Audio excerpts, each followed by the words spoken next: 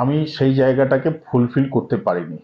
এই ফুটবল খেলাকে কেন্দ্র করে আমি দেশের বিভিন্ন প্রান্তে গেছি। বিশেষ করে আমি বিএসএফের হেডকোয়ার্টার জলন্ধরে পাঞ্জাবে আমি গেছি। সেখানে গিয়ে আমি স্পোর্টস গুডসের ব্যাপারটাকে খুব ভালোভাবে দেখতে পেরেছি এবং আমাদের এখানে লোকাল আমার যিনি মেইন আমাকে আজকে এই পথে নিয়ে এসছেন, তিনি আজকে স্বর্গীয় কিরণ কিরণ আনন্দ, যাদের আনন্দ স্পোর্টস নামে পরিচিত, তাদের সহযোগিতাতেই আজকে আমি এই স্পোর্টস গুডসের ব্যবসাতে এসছি।